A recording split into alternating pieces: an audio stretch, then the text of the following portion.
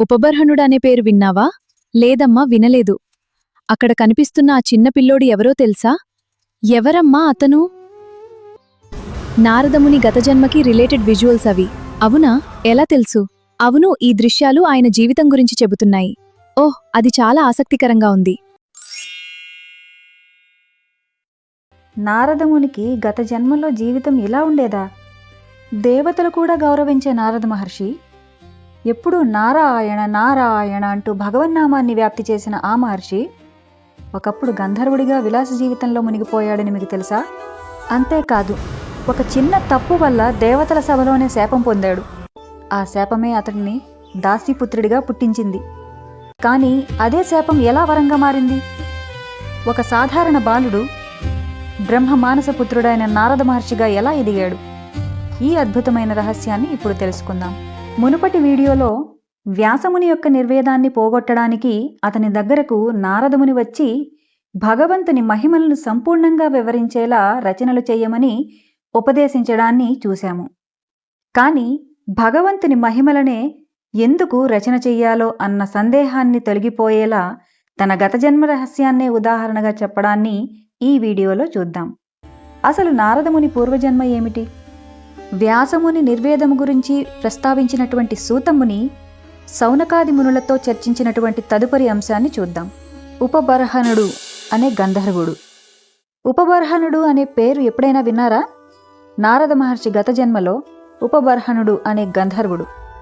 అతడు సంగీతంలో అపారమైన ప్రతిభ కలిగినవాడు. అందం, ఐశ్వర్యం, యవ్వనం, గానం అన్నీ అతనికి ఉన్నాయి. బ్రహ్మదేవుడు నిర్వహించిన మహాసభలో గంధర్వులు, అప్సరసలు, దేవతలు భగవంతుని మహిమను గానం చేస్తూ ఉన్నారు. ఉపబర్హనుడు కూడా అక్కడికి వచ్చాడు. కానీ భక్తితో కాకుండా అప్సరసల అందచందాలపై మోహంతో, కామభావంతో వచ్చాడు. అతని మనస్సు భగవంతునిపై కాకుండా భోగాలపై నిలిచింది.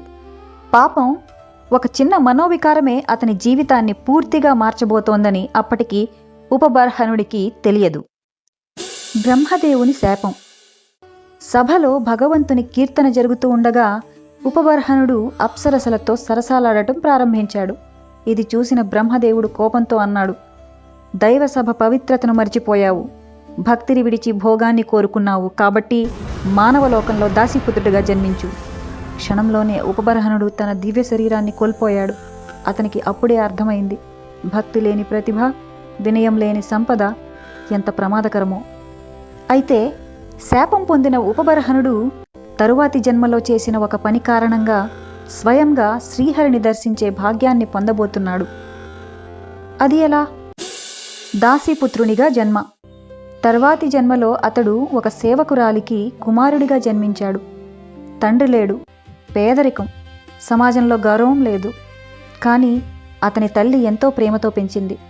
ఒకసారి వర్షాకాలంలో అనేక మహాత్ములు చాతుర్మాస్య దీక్ష కోసం అక్కడికి వచ్చారు. ఆ తల్లి వారికి సేవ చేసే పనిలో చేరింది. ఆ చిన్న బాలుడు కూడా మహర్షులకు సేవ చేయడం ప్రారంభించాడు. నీళ్లు తీసుకురావడం, ఆశ్రమం శుభ్రం చేయడం, వారి మాటలు వినడం అన్నీ నిశ్శబ్దంగా చేస్తూ ఉండేవాడు. మహాత్ముల ప్రసాదం, భక్తి బీజం. ఒకరోజు మహాత్ములు భోజనం చేసిన తర్వాత మిగిలిన ప్రసాదాన్ని ఆ బాలునికి ఇచ్చారు. అతడు దానిని సాధారణ ఆహారంగా కాకుండా భక్తితో స్వీకరించాడు. ఆ ప్రసాద ప్రభావంతో అతని మనస్సు పవిత్రమైంది.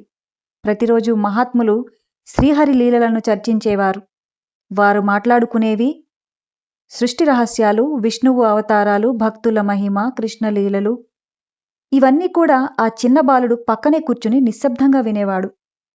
మాట్లాడకుండా, ప్రశ్నలు అడగకుండా భక్తితో వినేవాడు. అలా 4 నెలలు గడిచాయి.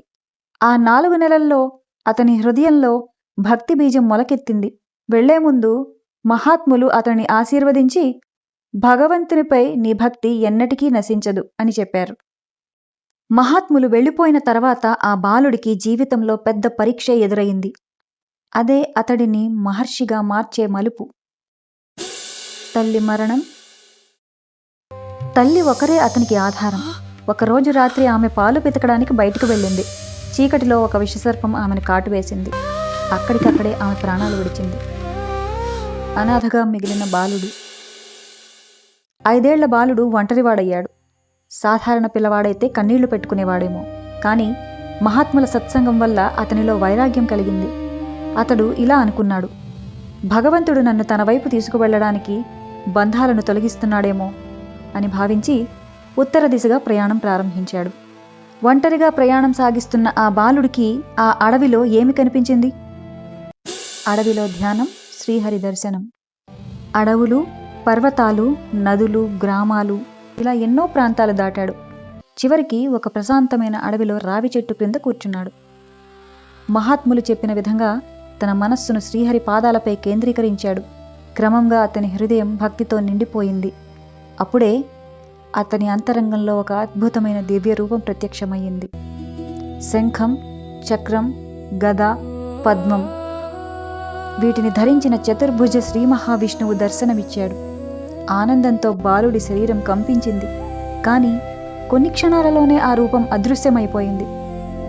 వెంటనే ఆకాశవాణి వినిపించింది, ఈ జన్మలో నీవు నన్ను మళ్ళీ చూడలేవు, కానీ నీ హృదయంలో నా స్మరణ ఎప్పటికీ నిలిచి ఉంటుంది. ఇంతకీ భగవంతుడు ఎందుకు మళ్ళీ దర్శనం ఇవ్వలేదు? జీవితాంతం భగవన్నామ స్మరణ. ఆ తర్వాత బాలుడు ఎక్కడ ఉన్నా, ఏం చేసినా శ్రీహరినే స్మరించేవాడు. అతనిలో కోరికలు లేవు, బంధాలు లేవు, అహంకారం లేదు. కాలక్రమంలో అతని శరీరం విడిచిపోయింది. ప్రళయం సంభవించింది. అన్ని లోకాలు లయమయ్యాయి. కానీ అతని భక్తి మాత్రం నశించలేదు.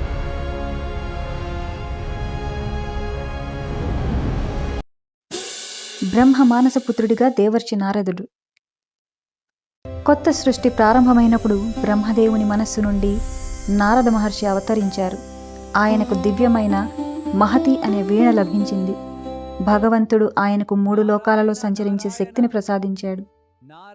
అప్పటి నుండి ధ్రువునికి గురువయ్యాడు. ప్రహ్లాదుని భక్తికి కారణమయ్యాడు. వాల్మీకిని మహర్షిగా మార్చాడు. వ్యాస మహర్షికి భాగవతాన్ని రచింపజేశాడు.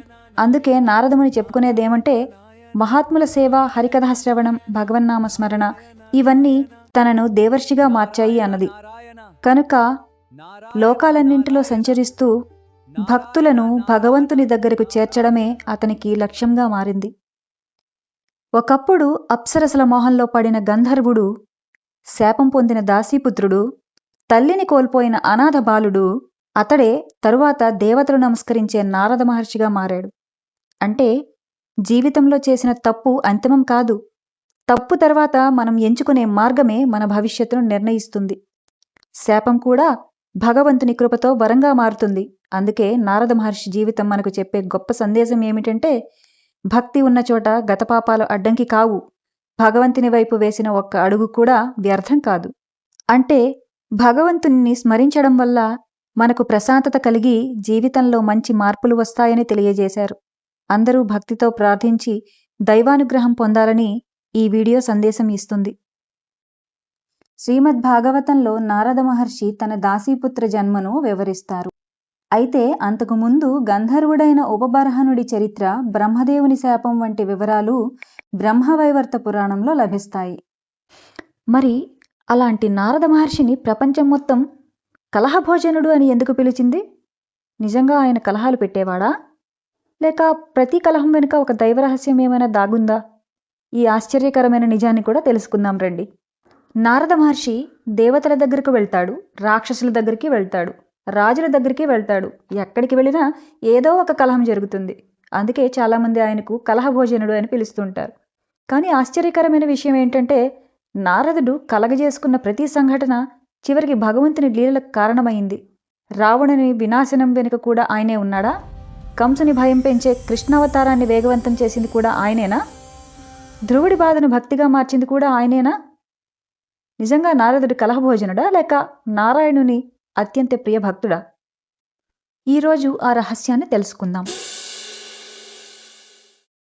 ఆకాశవాణి ఒక్క మాటతో మధురారాజు కంసుడి ప్రశాంతత అంతా చెదిరిపోయింది. దేవకి 8వ కుమారుణ్ణి మరణానికి కారణమవుతాన్న మాటలు వినినప్పటి నుండి కంసుడు ప్రతి నీడలోనూ, ప్రతి శబ్దంలోనూ తన మరణాన్నే చూడసాగాడు. ఎక్కడ ఉన్నాడు నా శత్రువు? ఎవరు నన్ను చంపబోతున్నారు? అలాంటి సమయంలో చిరునవ్వుతో నారద మహర్షి మధురా సభలో అడుగుపెట్టారు. ఇప్పుడు ఆయన చెప్పబోయే మాటలు చరిత్రనే మార్చబోతున్నాయి. నారాయణ, మహారాజా, ఎందుకింత ఆందోళన? మహర్షి, నా మరణం గురించి మీకేమైనా తెలుసా? ఇప్పుడు నారదుడు చెప్పబోయే ఒక్క మాట కంసుడిని మరింత క్రూరుడిగా మార్చబోతోంది. మహారాజా, దేవకి 8వ సంతానం మాత్రమే కాదు, యాదవుల్లో చాలామంది దేవతాంశంతో జన్మించారు. నీ శత్రువులు నీ కళ్ల ముందే పెరుగుతున్నారు. ఏమంటున్నావు నారదా? నేను చెప్పింది నిజమే. ఇప్పుడు నిర్ణయం నీది. అయితే యాదవులందర్నీ సంహరిస్తాను, ఎవరినీ వదలను. నిజంగానే నారదుడు కంసుడిని రెచ్చగొట్టినట్టే అనిపిస్తోంది కదూ, కాని నిజానికి అతని ఉద్దేశ్యమాదా? నారాయణ, కాలం దగ్గర పడుతోంది. అధర్మం పరాకాష్ఠకు చేరాలి. ఇక్కడ నారదుడు కంసుని రెచ్చగొట్టలేదు, అధర్మం పరాకాష్ఠకు చేరి శ్రీకృష్ణావతారం త్వరగా జరిగేలాగా భగవంతుని లీలలను ముందుకు నడిపించాడు. సవతి తల్లి మాటలతో గాయపడిన ధ్రువుడు రాజభవనాన్ని విడిచి భగవను దర్శనం కోసం అడవిలోకి బయల్దేరాడు. అయ్యో బాలకా, ఈ దట్టమైన అడవిలో నువ్వేంటి చేస్తున్నావు? శ్రీహరిని దర్శించుకోవడానికి వెళ్తున్నాను. హరి దర్శనమా? అదంత సులభమని అనుకున్నావా? ఎంతోమంది మహర్షులు వేల సంవత్సరాలు తపస్చేసి కూడా పొందలేకపోయారు. నీ వయసు ఎంత? ఇంకా 5 ఏళ్ళు. ఇప్పుడే ఇంటికి వెళ్ళు, పెద్దవాడివయ్యాకరా. మహర్షి, నేను అవమానాన్ని మర్చిపోలేను. నాకు రాజ్యం వెద్దు, నాకు శ్రీహరే కావాలి. ఆయన దర్శనం వచ్చే వరకు నేను వెనక్కి వెళ్ళను. నీ సంకల్పం నిజమో కాదో తెలుసుకోవడానికి మాత్రమే పరీక్షించాను. ఇప్పుడు విను. ఓం నమో భగవతే వాసుదేవాయ. ఈ మహామంత్రాన్ని జపిస్తూ మధువనంలో తపస్సు చేయి. శ్రీహరి తప్పకుండా ప్రత్యక్షమవుతాడు. చూశారా? బయటకు చూస్తే నారదుడు కలహం పెట్టినట్టే కనిపించాడు, కానీ అసలు ఉద్దేశం ధ్రువుణ్ణి నిరుత్సాహపరచడం కాదు, భక్తిలో నిలబడగలడా లేదా అన్నది పరీక్షించాడు. ఆ పరీక్షలో ధ్రువుడు విజయం సాధించాడు. ధ్రువుడి భక్తిని పరీక్షించిన నారదుడు ఇప్పుడు దేవేంద్రుడితోనే వాదించబోతున్నాడు. ఒక గర్భిణీ స్త్రీని తీసుకెళ్తున్న ఇంద్రుణ్ణి అడ్డుకున్నాడు. ఎందుకు? దేవేంద్రుడితో కూడా కలహం పెట్టాడా? లేక ఆ గర్భంలో దాగి ఉన్న ప్రపంచ రహస్యం ఆయనకు ముందే తెలుసా?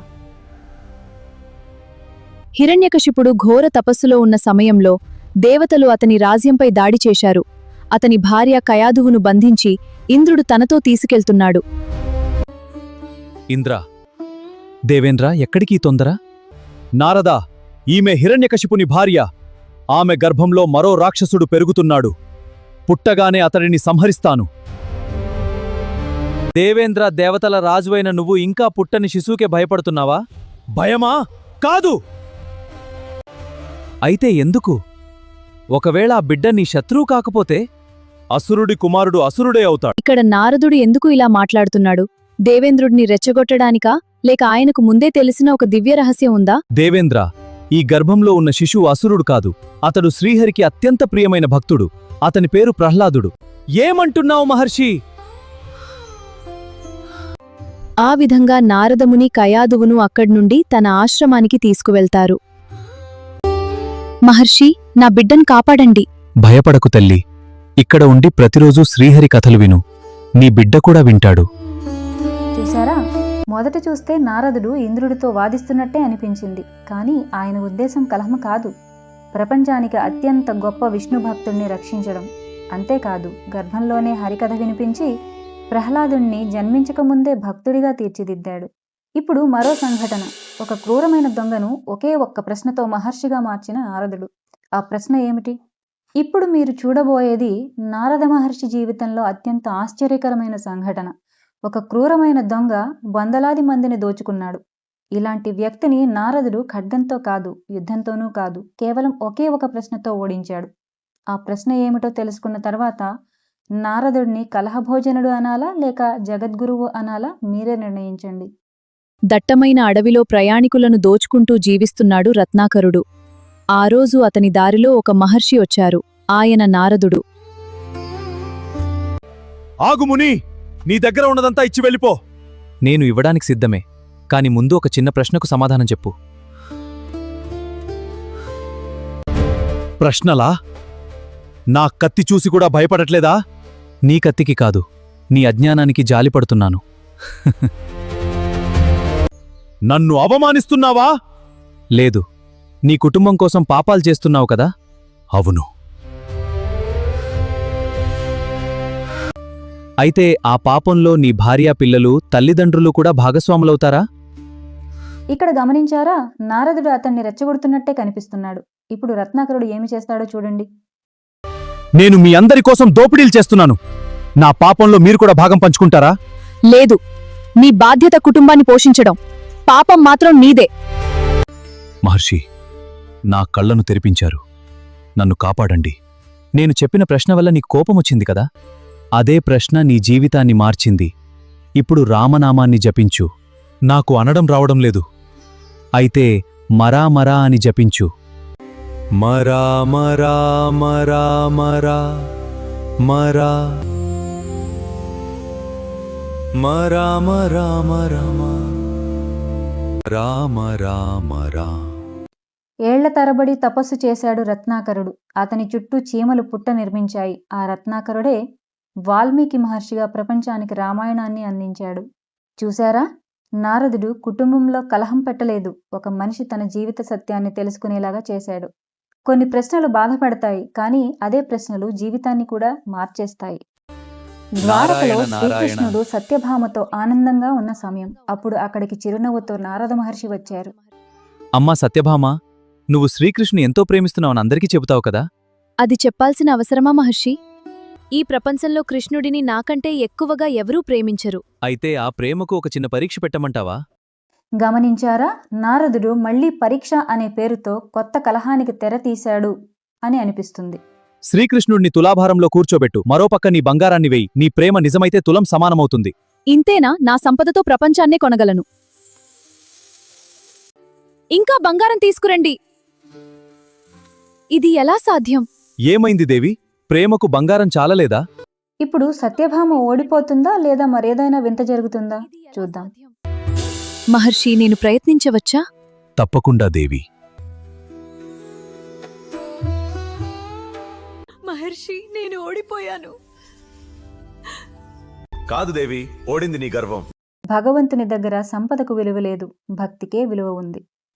మనము చూసిన సంఘటనల ప్రకారం నారద మహర్షి ధ్రువుణ్ణి పరీక్షించాడు, ప్రహ్లాదుణ్ణి రక్షించాడు, రత్నాకరుణ్ణి వాల్మీకిగా మార్చాడు, వ్యాసుడికి భాగవతాన్ని అందించాడు, కంసుని అధర్మాన్ని వేగవంతం చేశాడు, సత్యభామ గర్వాన్ని తొలగించాడు. ఇప్పుడు చెప్పండి, నారదుడు కలహం చేశాడా, లేక ప్రతి సంఘటన వెనుక ఒక దివ్య ఉద్దేశం ఉందా? ప్రతి చోట బయటకు కనిపించింది కలహమే, కానీ లోపల దాగి ఉన్నది ధర్మము, భక్తి, భగవంతుని సంకల్పం.